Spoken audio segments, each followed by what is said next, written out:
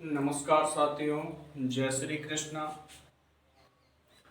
जो पूर्व में पहला वीडियो था जैन धर्म से संबंधित, उसमें हमने ट्रिक की शुरुआत कर दी थी और उस वीडियो में कुछ याद भी हुआ होगा। तो आज भी हम जैन धर्म को शुरू करने से पूर्व, यानी जैन धर्म का मतलब है कि हमें उस ट्रिक को ही पूरी करनी है। वो ट्रिक पूरी हुई और अपने 7 से 8 जो बिंदु बनते हैं उस ट्रिक के, अपना जैन धर्म क्लियर हुआ। तो ट्रिक को मैं दोबारा से बताऊंगा आपको। ट्रिक है अपनी TLP जैन धर्म की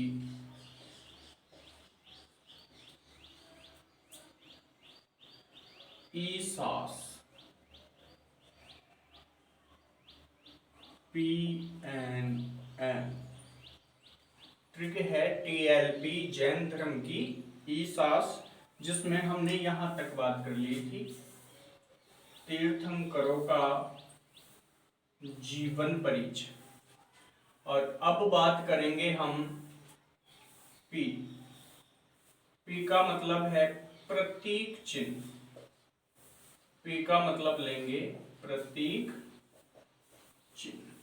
तो देखिए, प्रतीक चिन्ह किनका? जैन धर्म के जो भी तीर्थंकर हुए उन सबका प्रतीक चिन्ह। तो कितने तीर्थंकर हुए थे? टोटल 24 तीर्थंकर। 24 तीर्थंकर। अब इन 24 में से हमें कम से कम 8 तीर्थंकरों का 8 तीर्थंकरों के प्रतीक चिन्ह याद करने ही होंगे। इन 8 में 4 तीर्थंकर शुरू के होंगे, पहले नंबर का, दूसरे नंबर का, तीसरे नंबर का और चौथे नंबर का, तथा 4 हम लास्ट के करेंगे। 21वें नंबर का तीर्थंकर, 22वें नंबर का तीर्थंकर, 23वें नंबर का और 24वें नंबर के तीर्थंकर भगवान महावीर स्वामी। तो शुरुआत करते हैं। प्रथम तीर्थंकर ऋषभदेव या आदिनाथ। इनका जो प्रतीक चिन्ह है वो है वृषभ या बैल। वृषभ या बैल। दूसरे नंबर का जो तीर्थंकर है, द्वितीय नंबर का जो तीर्थंकर है, द्वितीय नंबर वो है आपके अजितनाथ। अजितनाथ। इनके प्रतीक चिन्ह का नाम है हाथी।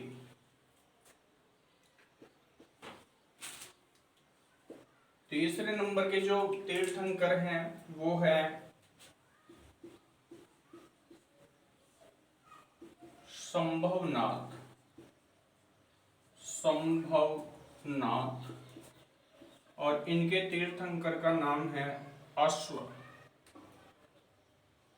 अश्व मतलब घोड़ा। चौथे नंबर के जो तीर्थंकर है अपने वो है अभिनंदन नाथ। अभिनंदन नाथ। और इनका प्रतीक चिन्ह है वो है बंदर। इस प्रकार से ये 4 तो हमें शुरू के देखने हैं। ऋषभदेव का प्रतीक चिन्ह वृषभ, अजीतनाथ का प्रतीक चिन्ह हाथी, संभवनाथ का प्रतीक चिन्ह अश्व और अभिनंदन नाथ का प्रतीक चिन्ह बंदर। ये क्रम से 4 हैं। और इसके बाद जो 24 में है तो लास्ट के 4 हमें देखने हैं।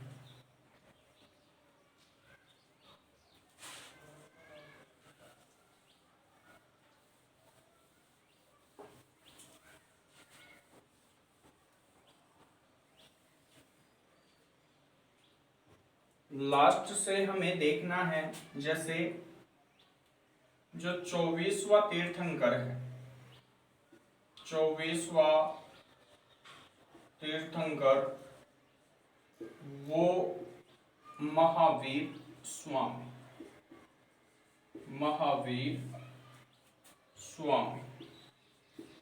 और इनका जो प्रतीक चिन्ह है वो है सिंह।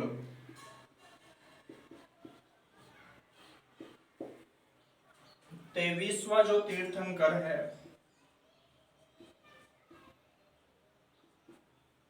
वो है आपके महावीर स्वामी से पहले पार्श्वनाथ। इनका जो प्रतीक चिन्ह है वो है सर्प। इस मात्रा से इस मात्रा को हम याद रख सकते हैं, ध्यान रखेंगे। 22वां जो है वो है आपके अरिष्ट नेमी,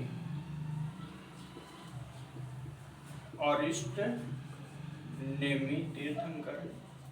और इनका प्रतीक चिन्ह है अरिष्ट नेमी का वो है शंख। अरिष्ट नेमी का प्रतीक चिन्ह है वो है शंख। और 21वां जो तीर्थंकर है, 21वां तीर्थंकर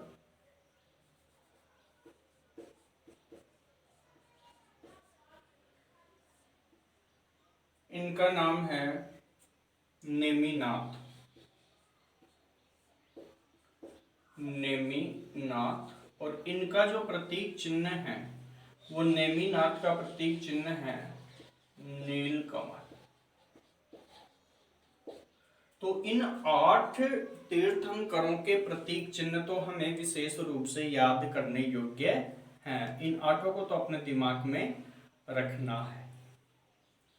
देखो नेक्स्ट बात करते हैं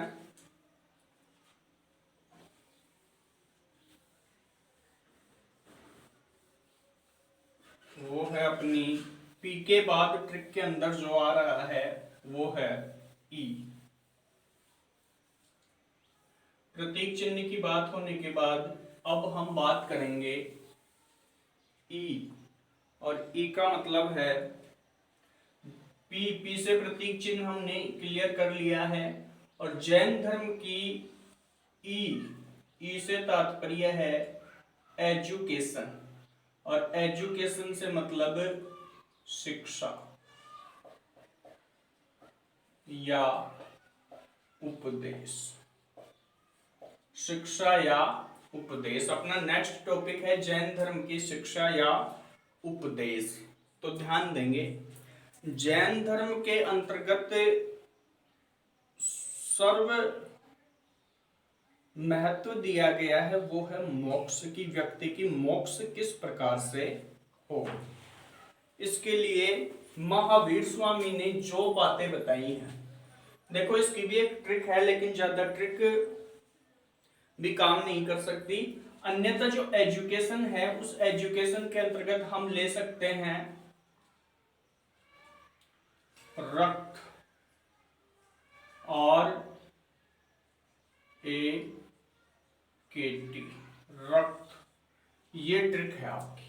शिक्षाएं मतलब ये 4 चीज हमें विशेष रूप से ध्यान रखनी है।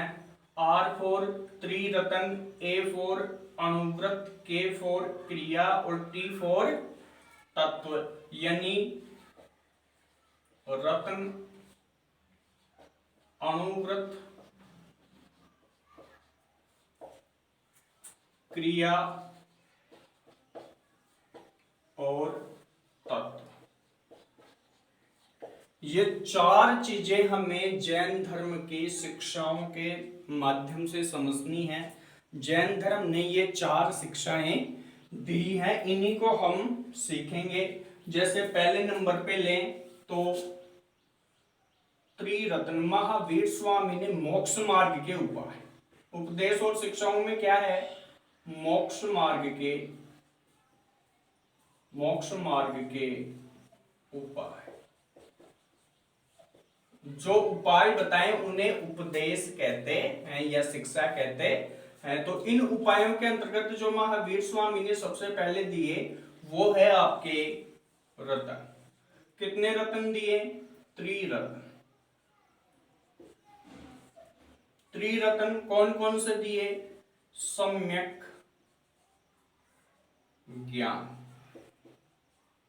पहला, दूसरा सम्यक दर्शन, और तीसरा सम्यक चरित्र। ये 3 रत्न महावीर स्वामी ने मोक्ष प्राप्ति हेतु बताए। अब सम्यक ज्ञान किसे कहते हैं? सम्यक ज्ञान का तात्पर्य होता है कि जो व्यक्ति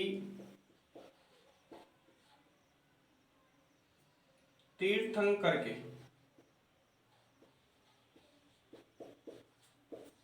उपदेशों का अध्ययन करे, तीर्थंकर के उपदेशों का अध्ययन एवं अनुसरण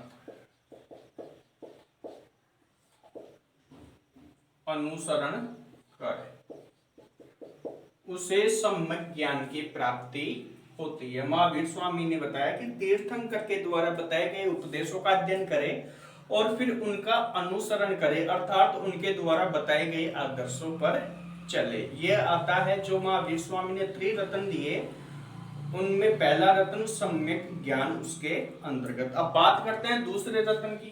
दूसरा रत्न है वो है सम्यक दर्शन, अर्थात तीर्थंकरों आदर्शों पर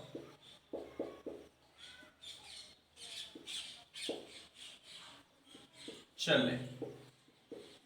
कोई भी व्यक्ति हो वो तीर्थंकरों के आदर्शों पर चले।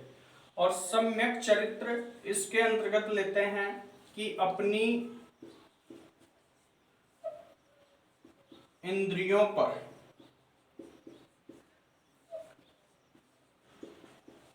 विजय प्राप्त कर, अपनी इंद्रियों पर विजय प्राप्त कर। ये इस प्रकार से त्रिरत्न है महावीर स्वामी के द्वारा बताए गए ज्ञान, दर्शन और चरित्र। इसके बाद बात करते हैं हम सीधे ए। सभी को दिख रहा है ए, और ए का तात्पर्य है अनुव्रत।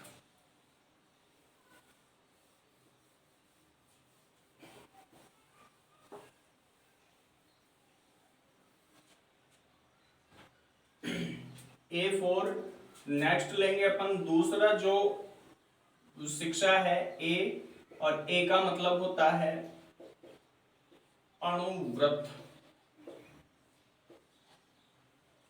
जैन धर्म की शिक्षाओं के अंतर्गत हमें पंच महाव्रत या पंच अणुव्रत देखने को मिलते हैं।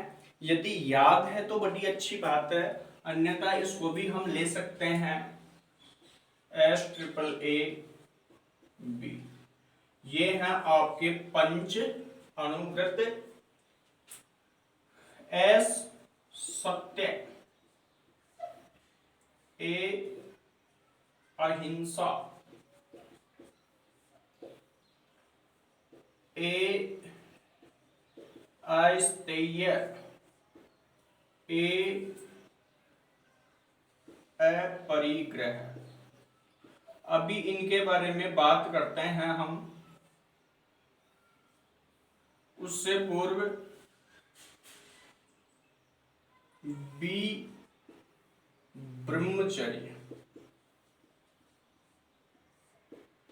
ये बात तो यहां तक ध्यान रखनी है कि सत्य जो पंच अणुव्रत हैं ये किसने दिया? पार्श्वनाथ ने। अहिंसा किसने दी? पार्श्वनाथ ने। अस्तेय किसने दिया? पार्श्वनाथ ने। अपरिग्रह किसने दिया? जो 23वें तीर्थंकर थे वो पार्श्वनाथ नाथ ने। ये जो ब्रह्मचर्य वाला अणुव्रत है ये दिया महावीर स्वामी, महावीर स्वामी। ये बात ध्यान रखना, परीक्षा में क्वेश्चन आ जाए ब्रह्मचर्य नामक अणुव्रत जिनके द्वारा दिया गया है, तो 4 तो दिए गए हैं पार्श्वनाथ के द्वारा, और एक ब्रह्मचर्य नामक जो अणुव्रत है वो दिया गया है 24वें तीर्थंकर महावीर स्वामी के द्वारा। अब इनकी चर्चा कर लेते हैं। सत्य, कभी झूठ नहीं बोले। सत्य का मतलब है कभी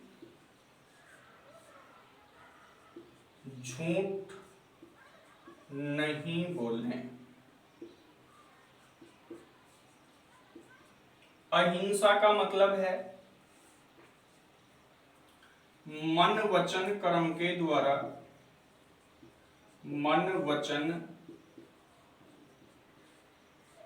कर्म से किसी भी जीव को परेशान ना करें, किसी भी जीव को दुख ना दें, दुख ना दें। फिर है अस्तेय। अस्तेय का मतलब है कभी भी चोरी नहीं करें, कभी भी चोरी नहीं करें। नेक्स्ट है अपरिग्रह।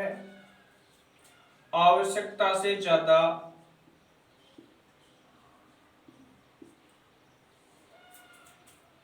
से अधिक, आवश्यकता से अधिक संग्रह नहीं करें।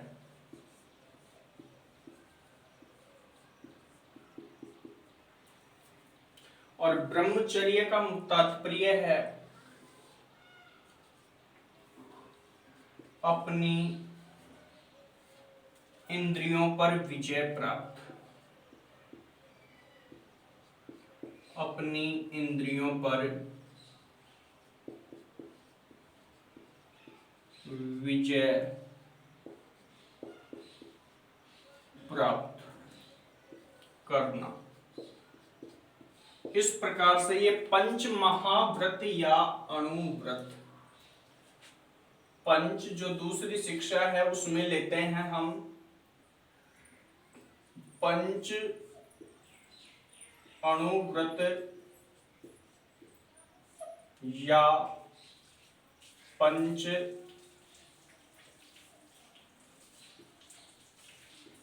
महाव्रत, नियम भी कह सकते हैं इनको, पंच महाव्रत, पंच अणुव्रत और पंच महाव्रत। दूसरी शिक्षा, प्रथम शिक्षा थी त्रिरतन। ये रतन है 3, अणुव्रत हैं 5। अब बात आती है नेक्स्ट क्रिया की।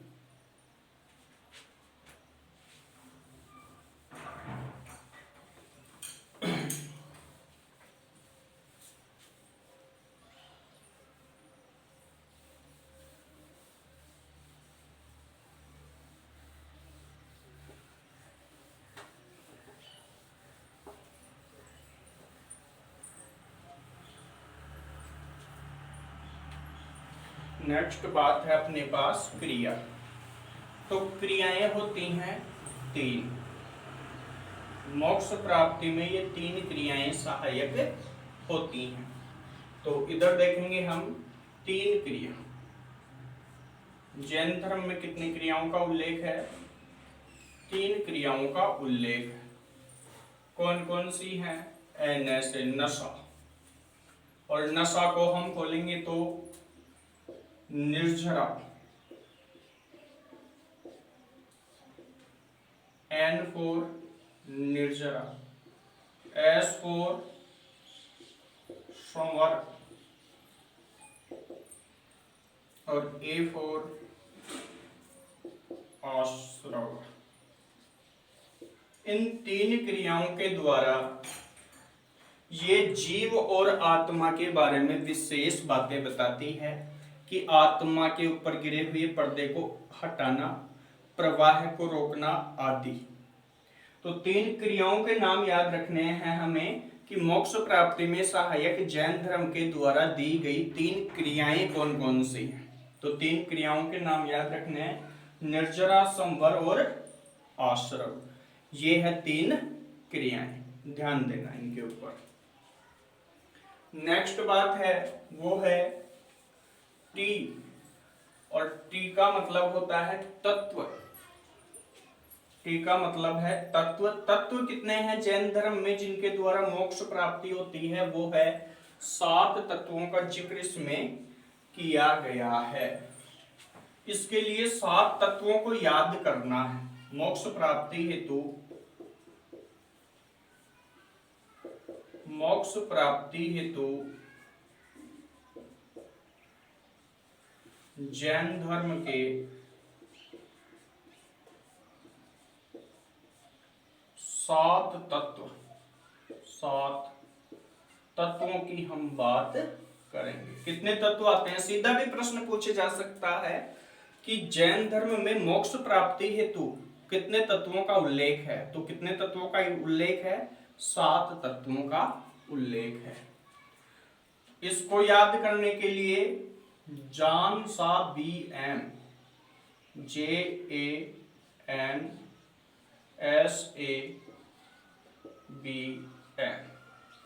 इस ट्रिक को ध्यान रखना है। 7 तत्व जान सा बी एम, जान सा बी एम, इसको याद रखना है आपको। और इसको खोलने के लिए J फॉर जीव, A फॉर अजीव, ये 7 तत्व हैं। N फॉर निर्जरा, जो क्रियाएं मैंने आपको बताई वो। S फॉर संवर, A फॉर आश्रव,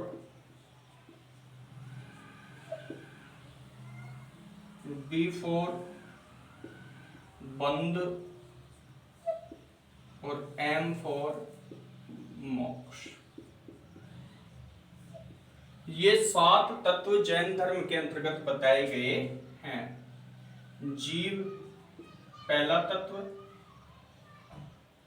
एक अजीव दूसरा तत्व, निर्जरा तीसरा तत्व, संवर चौथा तत्व, आश्रव पांचवा तत्व, बंद छठवां तत्व और मोक्ष 7वां तत्व। इस प्रकार से इसमें 7 है जो तत्व हैं।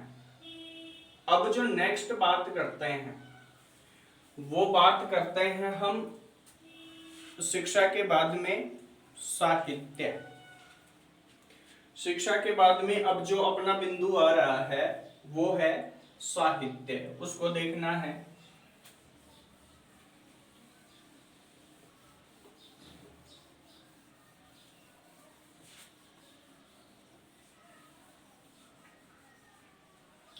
रक्त पूरी तरीके से मोस्ट है और इसको याद रखना अनिवार्य है।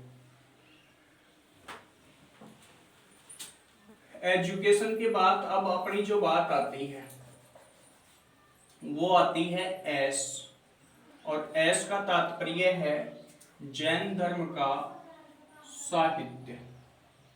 एस का तात्पर्य है साहित्य, और साहित्य किसका? जैन धर्म का। सीधा दिख रहा है ट्रिक में, जैन धर्म का। अब बात करेंगे हम जैन धर्म के साहित्य की। हाँ देखो, तो बात कर रहे थे हम जैन धर्म के साहित्य की। साहित्य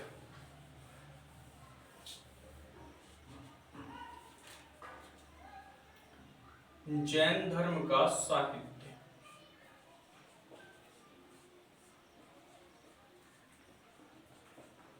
जैन धर्म का साहित्य। अब इसमें सबसे पहली बात तो हमें देखनी है कि भद्रबाहु का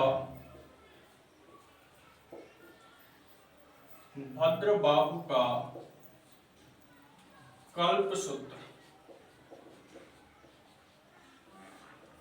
भद्रबाहु का कल्पसूत्र प्रथम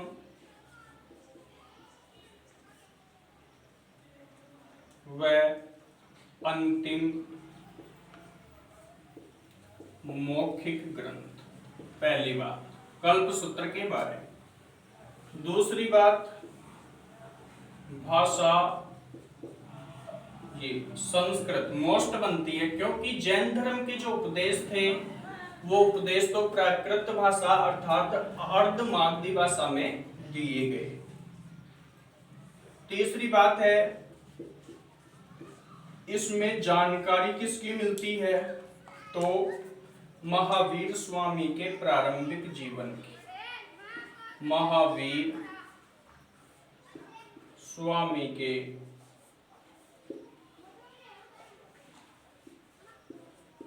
प्रारंभिक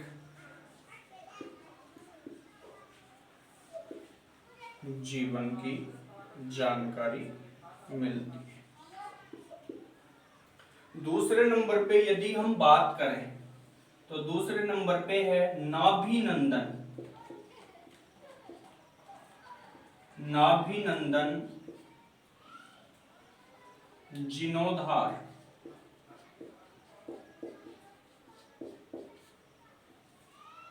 ग्रंथ। दूसरे नंबर पे है नाभिनंदन जीर्णोद्धार ग्रंथ। इसके लेखक हैं कक्कड़ सूरी, इसके लेखक हैं कक्कड़ सूरी, और वर्णन है जो है इसमें ओसिया और किराड़ू, ओसिया और किराड़ू।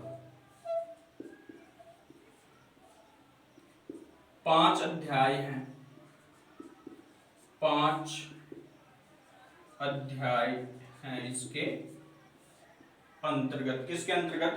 नाभिनंदन जीर्णोद्धार ग्रंथ के अंतर्गत। और भाषा की बात करें तो वो ही इसकी भाषा भी है, वो संस्कृत भाषा, संस्कृत भाषा तथा 14वीं शताब्दी का ग्रंथ। कौन सी? 14वीं शताब्दी। इस प्रकार से दो है कल्पसूत्र और नाभिनंदन जीर्णोद्धार ग्रंथ। तीसरे की बात करें हम तो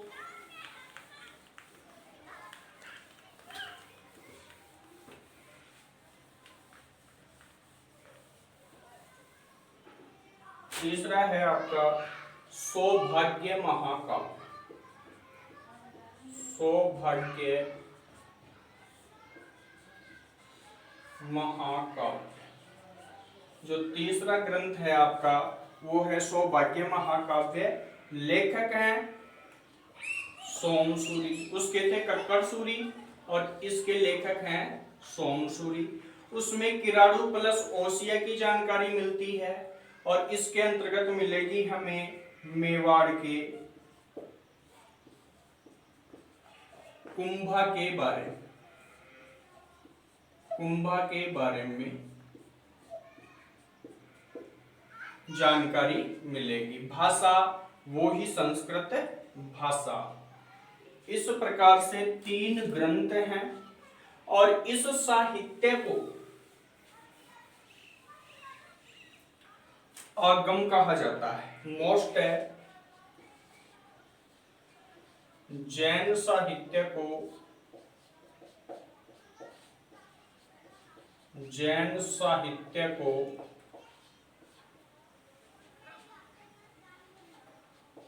आगम, जैन साहित्य को आगम के नाम से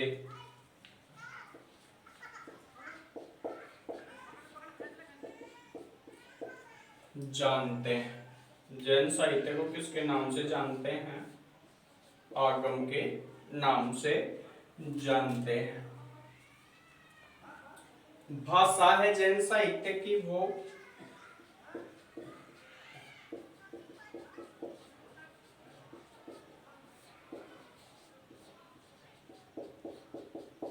जैन साहित्य की भाषा है वो है अर्धमागधी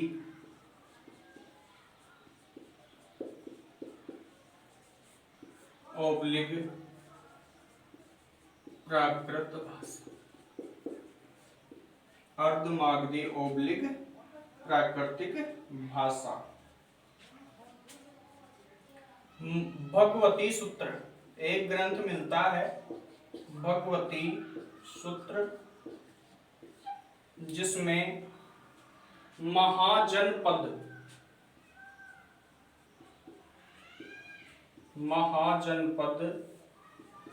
जैन धर्म ग्रंथ मिलता है, भगवती सूत्र, जिसमें महाजनपद प्लस महावीर स्वामी के बारे में जानकारी मिलती है। महाजनपदों की जानकारी और महावीर स्वामी की जानकारी है जो इसमें मिलती है। नेक्स्ट बात करें तो इसके अंतर्गत हम ले सकते हैं कि दक्षिण भारत में मोस्ट है, अलग बात है साहित्य से कि दक्षिण भारत में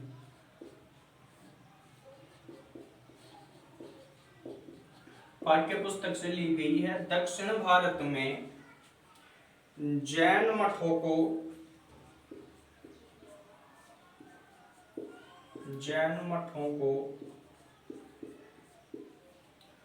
बसादी कहा जाता है, बसादी कहा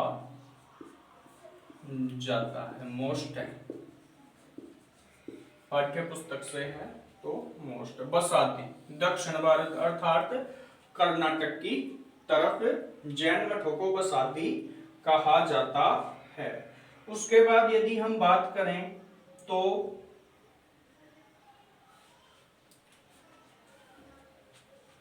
जैन साहित्य के अंतर्गत विभिन्न प्रकार का जो सबसे मोस्ट ग्रंथ माना जाता है वो कल्प सूत्र ही माना जाता है, और भगवती सूत्र महाजनपदों की जानकारी होने के कारण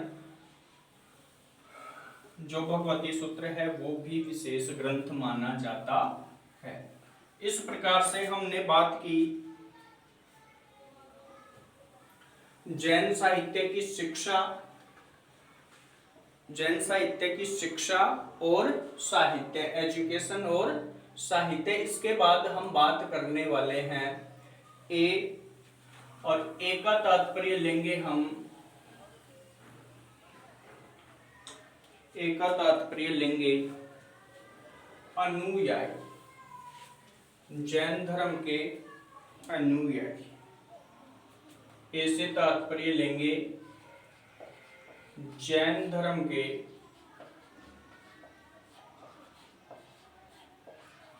अनुयायी। ये जैन धर्म के अनुयायी चार होते हैं, जैन धर्म के अनुयायी चार होते, जैन धर्म के अनुयायी। अब अनुयायी कितने होते हैं? चार अनुयायी हैं जैन धर्म के। इनको हम चार भागों में बांटते हैं। पहला भिक्षुक, दूसरा भिक्षुणी। इसको अध्ययन की दृष्टि से हम दो तो ये हैं और दो इस तरफ कर देता हूं मैं। तीसरा है श्रावक और चौथा है श्रावकी। चारों ही प्रकार के अनुयायी पहला काम करते हैं वो है जैन धर्म का प्रचार प्रसार करेंगे। चारों का जो कॉमन काम है वो है जैन धर्म का प्रचार प्रसार। जैन धर्म का, अर्थात मैं यहां लिख दूं कि भिक्षुक और भिक्षुणी, भिक्षुक और भिक्षुणी जैन धर्म का प्रचार प्रसार, ये अनुयायी, ये दोनों अनुयायी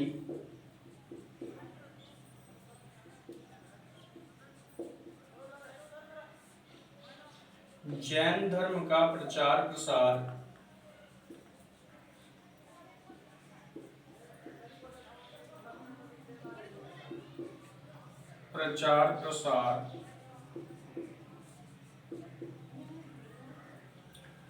ब्रह्मचर्य व्रत का पालन करते हुए करते हैं। ब्रह्मचर्य व्रत का पालन करते हुए,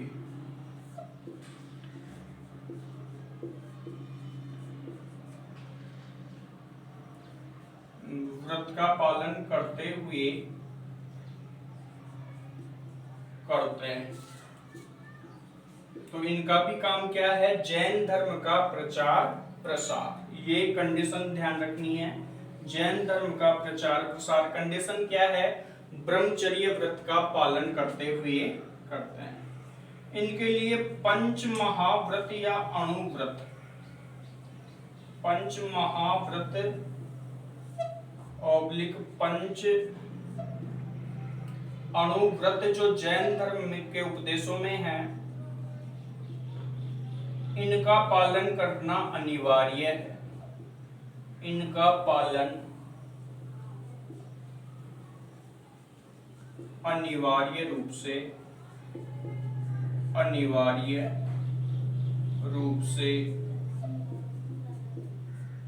करना होता है भिक्षुक और भिक्षुणों को।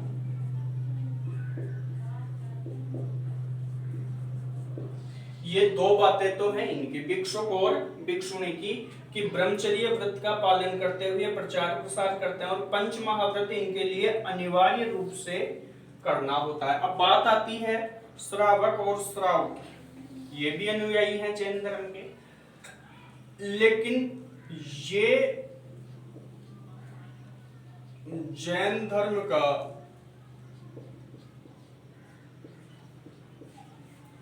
प्रचार प्रसार, जैन धर्म का प्रचार प्रसार गृहस्थ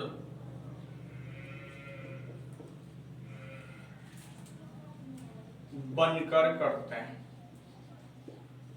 गृहस्थ बनकर करते हैं। पहली बात तो ये है।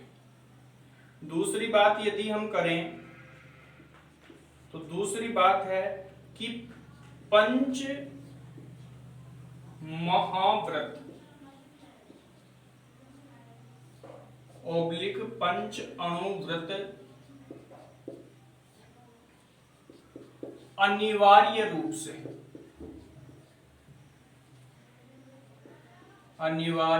से पालन पोषण, अनिवार्य रूप से पालन करना होता है। इसमें कंडीशन है कि ब्रह्मचर्य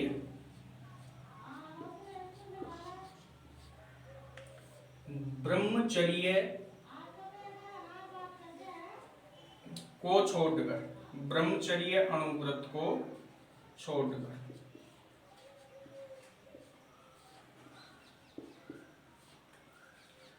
ब्रह्मचर्य अणुव्रत को छोड़कर इनको भी पंच अणुव्रतों का पालन करना होता है।